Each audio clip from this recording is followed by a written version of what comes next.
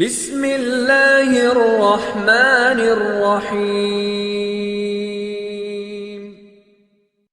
اپنی جامعیت کے اعتبار سے بھی بے مثال ہے، یہ اپنے اعجاز کے اعتبار سے بھی بے مثال ہے، یہ اپنے نزول کے اعتبار سے بھی بے مثال ہے، اور سب سے بڑی بات یہ ہے کہ اس کی جتنی بھی صفات ہیں وہ سب کی سب دائمی ہے، وقتی نہیں ہے۔ اللہ نے اس کتاب کو جتنے اعزاز عطا فرمائے وہ اس کو وقتی طور پر نہیں دیے گئے بلکہ دائمی طور پر عطا کیے گئے۔ دنیا کے اندر بڑے بڑے مصنف آئے، بڑے بڑے رائٹر آئے جنہوں نے بڑی بڑی کتابیں لکھی، مختلف علوم و فنون کے اندر فصاحت اور بلاغت کی حد کر دی اپنی کتاب کے اندر کہ لوگوں نے کہا کہ اس جیسی کتاب اور بن ہی نہیں سکتی، کوئی لکھ ہی نہیں سکتا۔ لیکن گردش ایام نے لوگوں کی اس بات کو جھوٹ ثابت کر کے دکھایا کہ نئے آنے والے مصنف نے اس سے بھی بڑھ کر کتاب لکھ کر دکھائی، اس سے بھی بہتر کتاب لکھ کر دی، حتیٰ کہ آسمان سے نازل ہونے والی دیگر کتابیں بھی اپنے وقت کے اعتبار سے تو انہیں عروج ملا، ان کی افادیت سے لوگوں نے فائدہ اٹھایا، لیکن وقت کے گزرنے کے ساتھ ساتھ ان کی افادیت، ان کی اہمیت ختم ہوتی گئی۔ حضرت آدم علیہ السلام کو اللہ نے صحیفے دیے، اپنے وقت کے اندر ان کی بڑی عزت تھی، اپنے وقت کے اندر ان کا بڑا مقام تھا، بڑی ان کے اندر فصاحت اور بلاغت تھی، لیکن جیسے ہی نوح علیہ السلام کے صحیفے آئے اس کی افادیت کم ہو گئی، اس کی افادیت یا تو محدود ہو گئی یا معدوم ہو گئی۔ حضرت موسیٰ علیہ السلام کے صحیفے آئے، حضرت نوح علیہ السلام کے صحیفوں کی افادیت کم ہو گئی۔ اللہ رب العزت کی کتاب زبور نازل ہوئی، اس کا اپنے وقت کے اندر بڑا عروج تھا، بڑا مقام تھا، بڑا منصب تھا، لیکن جیسے ہی تورات آئی زبور کے حکم بھی منسوخ ہو گئے، اس کی افادیت بھی ختم ہو گئی۔ لیکن پھر اگلی کتاب انجیل آئی، تورات کی افادیت محدود ہو گئی، لیکن خدا کی قسم جب رب کا قرآن آیا اس کی نہ تو افادیت ختم ہوئی، 1450 سال ہو گئے اس قرآن کو نازل ہوئے، یہ آج بھی اپنی عزت کے ساتھ، اپنی عظمت کے ساتھ، اپنے شرف کے ساتھ، اپنی فضیلت کے ساتھ، اپنی فصاحت کے ساتھ، اپنی بلاغت کے ساتھ ایسے ہی مقام رکھتا ہے، ایسے ہی مرتبہ رکھتا ہے جس طرح نبی کریم صلی اللہ علیہ وسلم کے قلب اطہر پر نازل ہوتے وقت اس کا مرتبہ اور اس کا مقام تھا، اس کی افادیت تھی۔ بلکہ اس قرآن نے دنیا جہاں کے انسانوں کو چیلنج بھی کیا کہ لوگوں، تم دنیا کے لوگوں، تم چیلنج کرتے ہو اپنی کتاب لکھ کر کہ میرے جیسی کتاب لے کر آؤ۔ اللہ رب العزت نے قرآن کے اندر یہ چیلنج کیا، ہاں اور دنیا جہاں کے لوگوں تم سارے کے سارے مل جاؤ، اس قرآن جیسا قرآن لا کر لاؤ۔ بلکہ قرآن نے یہ چیلنج کیا، قُلْ إِنِ اجْتَمَعَتِ الْإِنسُ وَالْجِنُّ عَلَىٰ أَن يَأْتُوا بِمِثْلِ هَٰذَا الْقُرْآنِ لَا يَأْتُونَ بِمِثْلِهِ وَلَوْ كَانَ بَعْضُهُمْ لِبَعْضٍ ظَهِيرًا۔ اللہ فرماتے ہیں اے دنیا جہاں کے انسانوں تم سارے کے سارے مل جاؤ، جن میں انس اکٹھے ہو جاؤ، اس قرآن کی مثال لانا چاہے، خدا کی قسم تم اس قرآن کی مثال نہیں لا سکتے۔ اللہ نے ایسا قرآن، ایسا فصیح ایسا بلیغ دیا، پھر یہ چیلنج وقتی نہیں کیا کہ 1 مہینے تک چیلنج، 1 سال تک چیلنج، بلکہ قیامت کی صبح تک اس قرآن کا چیلنج ہے، کوئی اس جیسی کتاب لا کر دکھائے، کوئی اس جیسی سورت لا کر دکھائے، کوئی اس ایسی آیت لا کر دکھائے۔ تو خدا کی قسم حضور کے زمانے کے اندر جب بڑے بڑے فصیح و بلیغ لوگ ہوا کرتے تھے، جب ایک کے محفل کے اندر فی البدی 100 اشعار کہہ دیا کرتے تھے، بڑے سے لوگوں نے کوشش کی اس قرآن جیسا قرآن لانے کی، اس کتاب جیسی کتاب لانے کی کوشش کی، لیکن کوئی بھی اس کتاب جیسی کتاب نہ لا سکا ہے، اور نہ ہی قیامت کی صبح تک اس کتاب جیسی کتاب بھی لا سکتا ہے۔ تو یہ کتاب ایسی کتاب، اس کی تمام عظمتیں جو ہیں، اس کی تمام فصاحتیں اور بلاغتیں جو ہیں، وہ وقتی نہیں ہے بلکہ دائمی ہے۔ اللہ نے قیامت کی صبح تک اس کو عزت اور شرف بخشا ہے۔ اس کا مرتبہ کیا ہے، اس کی عزت کیا ہے، اس کی عظمت کیا ہے، یہ میں آپ کو بتاتا ہوں۔ یہ ایسی کتاب ہے اللہ رب العزت کی، اس کتاب کو دیکھنا بھی عبادت، اس کو پڑھنا بھی عبادت، اس کو سننا بھی عبادت، اس کو سنانا بھی عبادت، اس کو چومنا بھی عبادت، ہر اعتبار سے یہ عبادت کی عبادت ہے۔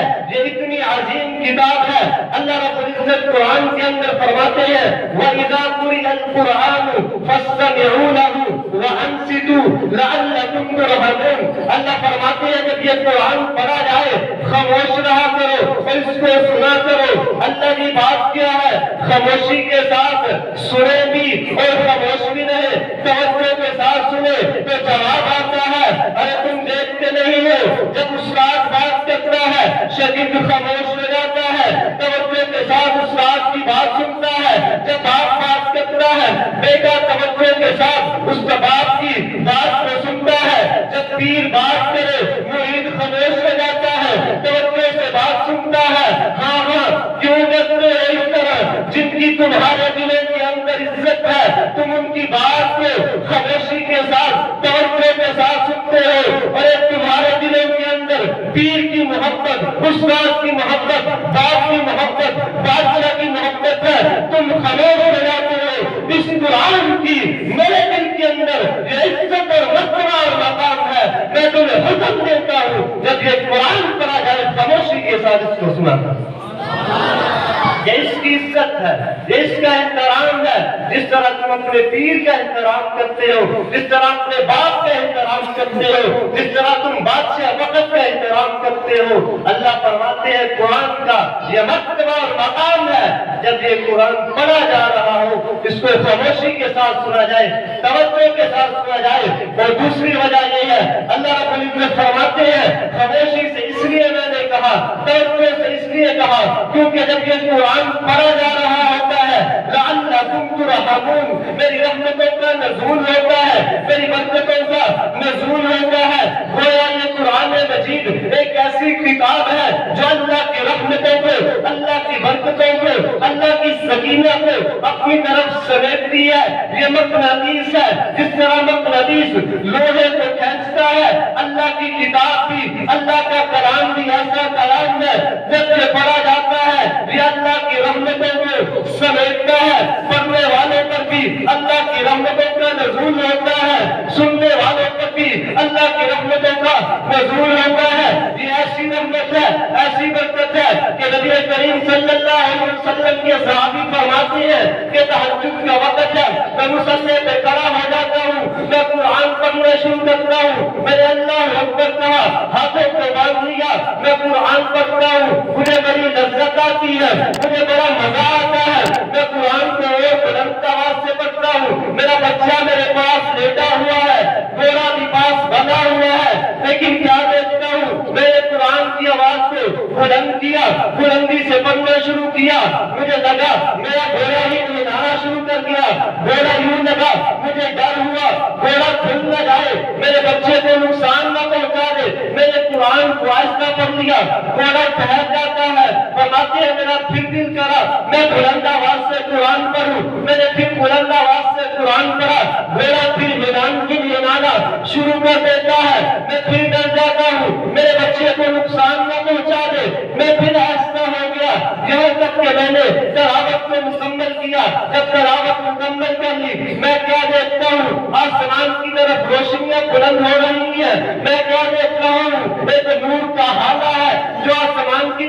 چلتا جا رہا ہے. میں بڑا حیران ہوا, یہ بات کیا ہے؟ میں صبح فجر کی نماز کے اندر حضور علیہ السلام کے پاس آ گیا. یا رسول اللہ, رات بڑا عجیب معاملہ دیکھا ہے. قرآن پڑھ رہا تھا, اونچی آواز سے پڑھنا شروع کیا, گھوڑے نہیں ہلانا شروع کر دیا. ڈر گیا بچے کو نقصان نہ پہنچا دے. حضور میں نے ایسا کر دیا, گھوڑا خاموش ہو گیا. نماز مکمل کی. میں نے کیا دیکھا؟ روشنیاں آسمان کی طرف جا رہی ہیں. میں نے کیا دیکھا؟ نور کا ہاتھا ہے, آسمان کی طرف جا رہا ہے. حضور یہ بات کیا ہے؟ اللہ کے نبی فرماتے ہیں, اے میرے صحابی, جب تو قرآن پڑھ رہا تھا, اللہ نے آسمان کے معزز فرشتوں کو تیرے گھر کے اندر بھیج دیا تھا, جو تیرا قرآن سننے کے لیے تیرے گھر کے اندر آ گئے تھے, اور اللہ کی رحمتوں کو لے کر تیرے گھر کے اندر تشریف لے آئے. ایسا قرآن.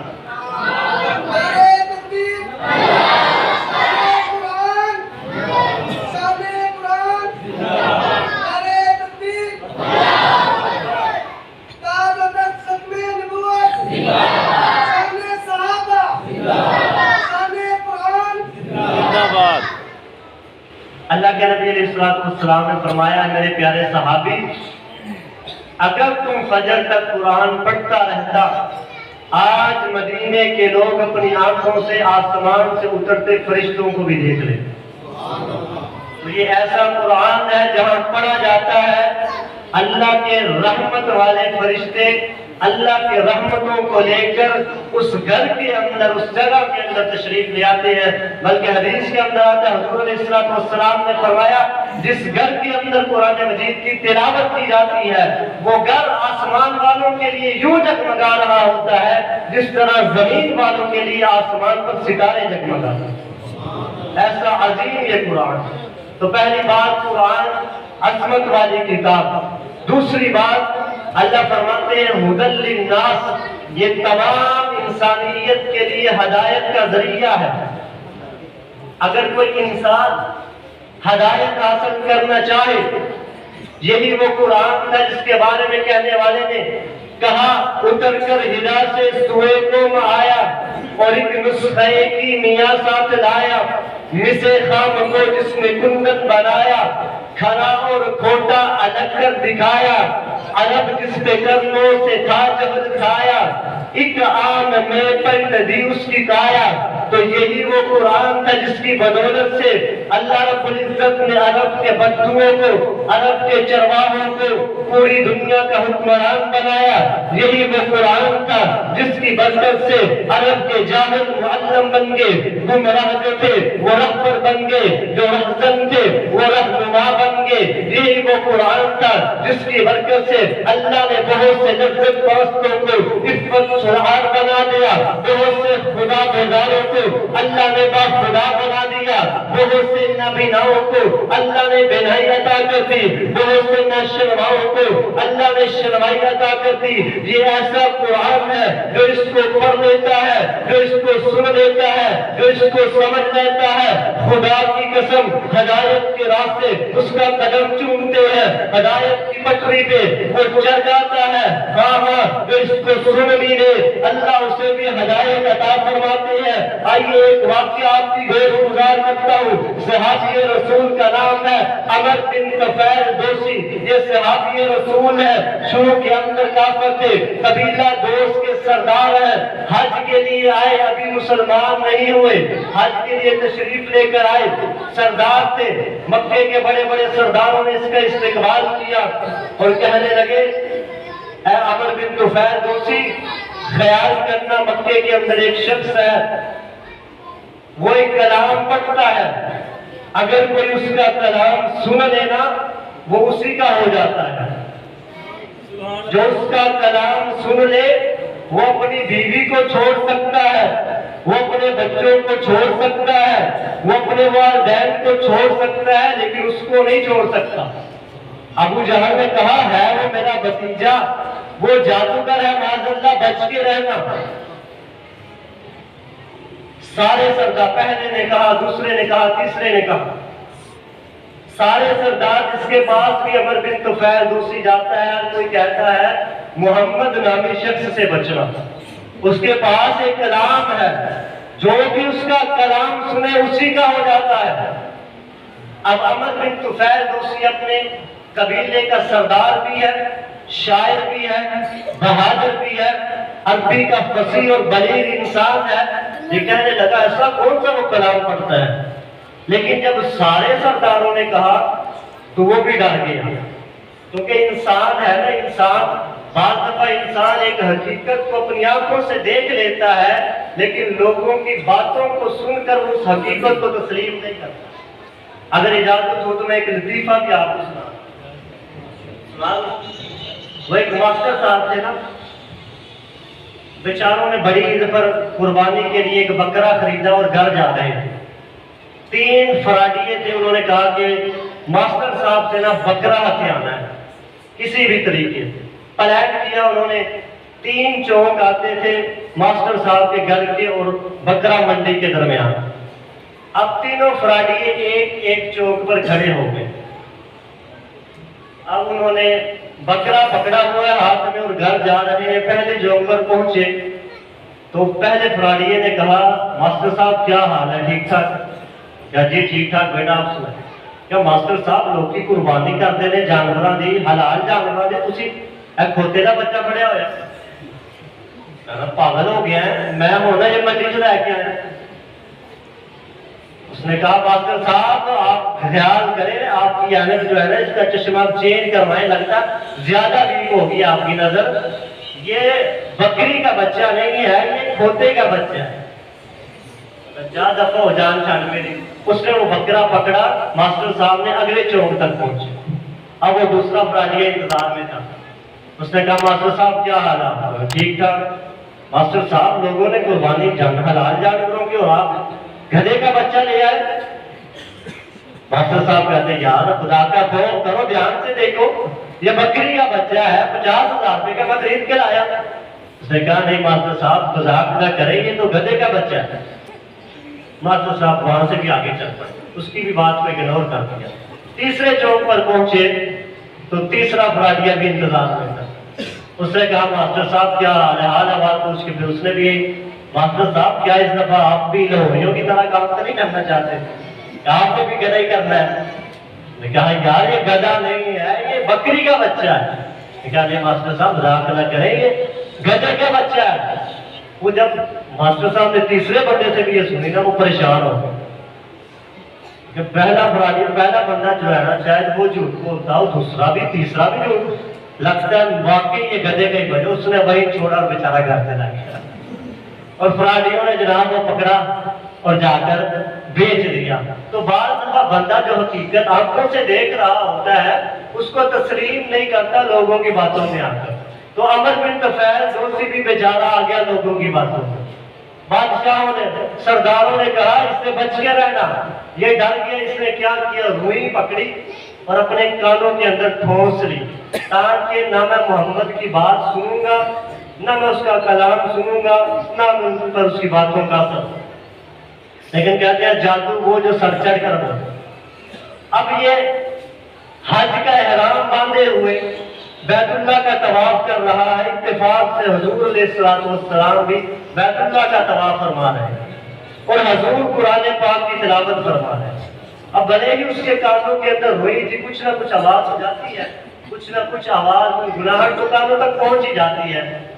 اور قرآن پڑھنے والا حضور علیہ السلام وہ نبی ہو کہ جس کے اوپر قرآن اترا۔ آج ہم قرآن حضرات کی تلاوت سنتے ہیں، دل جھوم اٹھتے ہیں، تو پیغمبر جب پڑھتا ہوگا تو کیا حال ہوتا ہوگا۔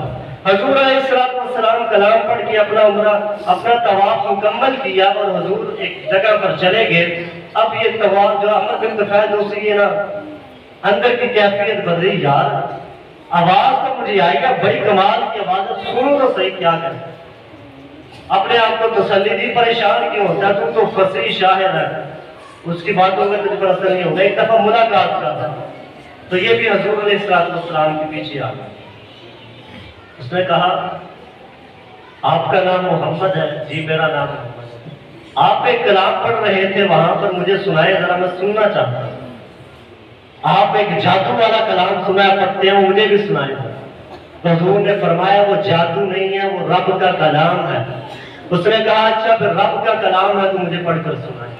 حضور علیہ السلام نے قرآن پڑھنا شروع کیا اور عمر بن طفیل دوسی کی کیفیت بدلتی جا رہی ہے۔ حضور پڑھتے جا رہے ہیں، پڑھتے جا رہے ہیں، حضور نے کلام مکمل کیا۔ عمر بن طفیل دوسی نے آگے ہاتھ کیا، کہا حضور ہاتھ دیجئے، ہاتھ پر ہاتھ رکھ کر کہا خدا کی قسم یہ کسی جھوٹے کا، یہ کسی جادوگر کا کلام نہیں ہو سکتا۔ اشہد انک رسول اللہ، میں گواہی دیتا ہوں آپ ہی اللہ کے سچے رسول ہیں اور آپ پر اترنے والا کلام بھی اللہ کا سچا کلام ہے۔ اسی وقت عمر بن طفیل دوسی نے کلام سنا اور پڑھ کر مسلمان ہو گئے۔ آج بھی اگر کوئی قرآن کو سنے، آج بھی اگر کوئی دل کی کانوں کے ساتھ قرآن کو سنے، قرآن کو پڑھے، قرآن کو سمجھے، خدا کی قسم آج بھی ہم ہدایت کے راستے پر چل سکتے ہیں۔ قرآن کا بنیادی مقصد ہی یہ ہے۔ اللہ رب العزت نے قرآن مجید کے اندر اپنے پیغمبر کو کیا فرمایا؟ کتاب انزلناہ الیک لتخرج الناس من الظلمات الی النور۔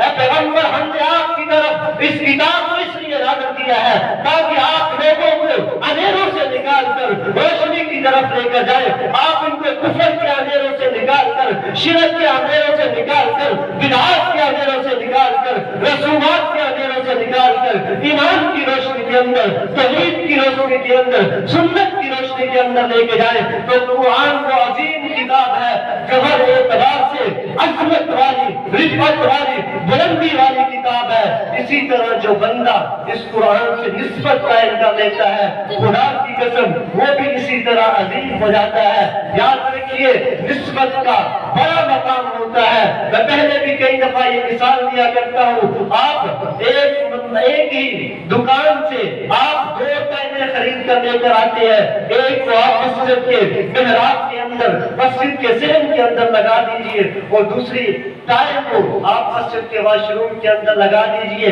کیا ہے ان کی نسبتیں الگ ہو جائیں گی۔ جب جیسے ہی نسبتیں الگ ہو گئی ان کا مرتبہ اور مقام بھی الگ ہو جائے گا۔ ان کی مارکیٹ ویلیو ایک ہے، قیمت ایک ہے، ایک ہی مستری نے لگایا ہے۔ جو مسجد کے اندر لگ گئی اس کی نسبت مسجد سے ہوئی، وہ اتنی عظمت والی ہو گئی کہ جوتے سمیت اس پر پاؤں رکھنا ہم اسٹائل کی توہین سمجھتے ہیں۔ اور جو واش روم کے اندر لگ جاتی ہے اس کی نسبت بری جگہ پر ہوئی ہے، وہ اتنی بری ہو گئی ہے کہ ننگے پاؤں ہم وہاں پر پاؤں رکھنا اپنے پاؤں کی توہین سمجھتے ہیں۔ اور یہ نسبت اتنے مقام والی ہے، اگر آپ کو ابھی بھی سمجھ نہیں آئی تو آؤ میں آپ کو 1450 سال پہلے عرب کی سرزمین پر لے کر جانا چاہتا ہوں اور اس ہستی سے آپ کا تعارف کروانا چاہتا ہوں جسے آج دنیا بلال حبشی کے نام سے یاد کرتی ہے کہ جب ان کی نسبت نہیں تھی، ان کے پاس کچھ بھی نہیں تھا، نہ مال تھا، نہ دولت تھی، نہ عزت تھی، نہ منصب تھا، نہ تعلقات تھے، نہ حسن تھا، نہ جوانی تھی، غلام اتنے غلام تھے، رب کے کالے تھے، چکڑی ہوئی ناک تھی، کوئی پوچھنے والا نہیں تھا۔ لیکن جب نسبت ہوتی ہے تاجدار مدینہ کے ساتھ، جب نسبت ہوتی ہے وکیل گنبد سرخزرا کے ساتھ، جب نسبت ہوتی ہے مدینے والی سرکار کے ساتھ، جنت زمین کے اوپر ہے اور قدمت کی راحت جنت کے اندر سنائی۔ تو یہ نسبت کا مقام ہے کہ بلال حبشی کی نسبت حضور سے ہو گئی تو جنت کے اندر بھی قدمت کی آہٹ سنائی دیتی ہے۔ اسی طرح یاد رکھیے جس انسان کی نسبت قرآن کے ساتھ ہو جاتی ہے وہ انسان بھی قرآن کی طرح عظیم سے عظیم تر ہو جاتا ہے۔ عربی کا ایک مقولہ ہے کلام الملوکی ملوک الکلام، کہ بادشاہوں کا کلام کلاموں کا بادشاہ ہوتا ہے۔ جس طرح قرآن اللہ کا کلام ہے، اس کی نسبت اللہ کے ساتھ ہوئی، یہ دنیا کے تمام کلاموں سے عزت و رفعت کے اندر بڑھ گیا۔ اسی طرح جس انسان کی نسبت اس قرآن کے ساتھ ہو جاتی ہے، خدا کی قسم وہ دنیا کے تمام انسانوں کے اندر عزت و رفعت کے اندر بڑھ جاتا ہے۔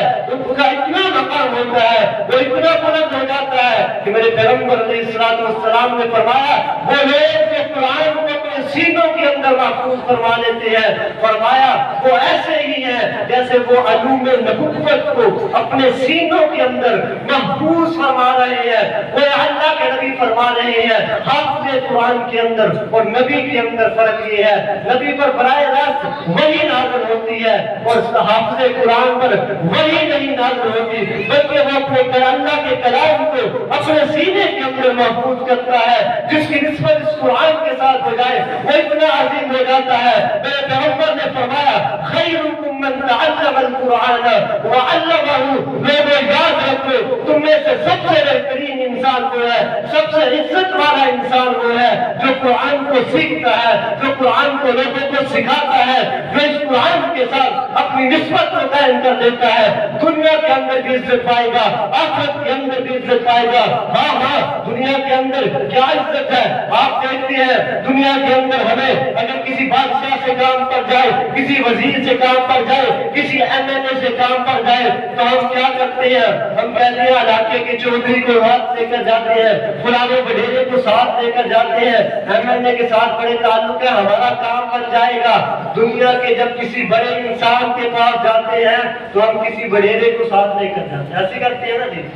MLA کے پاس, MPA کے پاس جانا ہو تو علاقے کا جو چودھری ہوتا ہے نا, جو وڈیرا ہوتا ہے نا, جو کونسلر ہوتا ہے اس کو کہتے ہیں ساتھ لے کر جاتے ہیں, ہمارا کام بن جائے گا, سفارش کر دے گا. لیکن خدا کی قسم دنیا کے بادشاہوں کے پاس جب ضرورت پڑے ہمیں, ہم چودھری کے در پر جاتے ہیں, ہم وڈیرے کے در پر جاتے ہیں, ہم کونسلر کے پاس جاتے ہیں. لیکن جب بات آتی ہے شہنشاہوں کے شہنشاہ سے ملاقات کرنے کی, جب بات کرتی ہے بادشاہوں کے بادشاہ کے ساتھ مسلح پہ بات کرنے کی, مسلح پہ کون کرا ہوگا, رب سے ملاقات کی بات آئے تو پھر چودھری بھی پیچھے ہٹ جاتا ہے, وڈیرا بھی پیچھے ہٹ جاتا ہے, MLA بھی پیچھا کرا ہے. کسی کی جرت نہیں ہوتی مسلح پہ آ کر کھڑا ہو جائے. اس وقت جو رب سے ملاقات ہماری کرواتا ہے وہ حافظ قرآن ہوتا ہے. یہ اس کا اعزاز ہے. تم دنیا کے بادشاہوں کے پاس جب جاتے ہو تو کسی MLA کو ساتھ لے کر جاتے ہو, لیکن جب دنیا کے بادشاہوں کے بادشاہ سے ملاقات کرنی ہے پھر تمہیں حافظ قرآن کے در پر آنا پڑے. کہ اللہ نے حافظ قرآن کو عزت اور اعزاز بخشا ہے, اور یہ دنیا کے اندر عزت نہیں بلکہ مرنے کے بعد بھی عزتیں ہی عزتیں ہیں. حدیث کے اندر آتا ہے جب حافظ قرآن کو قبر کے اندر رکھا جاتا ہے, منکر نکیر آ جاتے ہیں سوال کرنے کے لیے.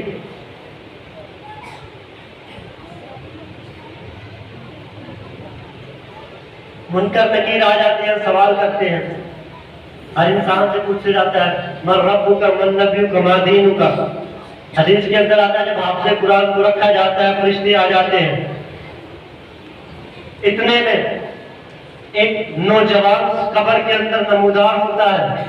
فرشتے پوچھتے ہیں تم کون ہے, بلکہ یہ حافظ قرآن اس نوجوان سے پوچھتا ہے تم کون ہے. تو یہ نوجوان کہتا ہے میں وہی قرآن ہوں جسے تو دنیا کے اندر پڑھا کرتا ہے. میں وہی قرآن ہوں جب تو نے پڑھنا شروع کیا تیرے باپ باپ کو بھی تانے دیے گئے تھے, بچوں کو اسکول کی فیس نہیں دے سکتا مدرسے میں داخل کرواتا, تجھے بھی تانے سننے پڑے تھے. تیرے باقی بھائی جناب خوبصورت یونیفارم پہن کر اسکول کالج کے اندر جایا کرتے تھے اور تو صوفیوں والے کپڑے پہن کر مسجد کے اندر آیا کرتا تھا, مدرسے کے اندر آیا کرتا تھا. تجھے لوگ بڑی باتیں کیا کرتے تھے کہ لوگوں کے صدقات و خیرات پر پلتے ہیں. تو نے دنیا کے اندر لوگوں کی باتیں سنی, مجھے نہیں چھوڑا, اب خدا کی قسم جنت تک پہنچانے تک تجھے نہیں چھوڑا. حدیث کے اندر آتا ہے وہ فرشتوں سے قرآن کہتا ہے جو سوال کرنا مجھ سے کرو, اسے کچھ نہیں کہنا. وہ فرشتے اللہ کے پاس جاتے ہیں, اللہ طرف قرآن آ گیا کہتا ہے اس سے سوال نہیں کرنا, فرماتے ہیں جو کہتا ہے کرو. فرشتوں کے جواب رب کا قرآن دیتا ہے. پھر حدیث کے اندر آتا ہے جب قیامت کے دن ہوگا, لوگ حساب و کتاب ہو رہا ہوگا, حافظ قرآن کسی وجہ سے پھنس جائے گا. کوئی گناہ کیا ہوگا دنیا کے اندر, گناہ انسانوں سے ہوتے ہیں, فیصلہ ہو جائے گا اسے جہنم میں پھینک دیا جائے. اتنے میں قرآن بھی آ جائے گا, اللہ سے جھگڑا کرے گا. حدیث کے اندر الفاظ ہے اللہ سے جھگڑے گا قرآن.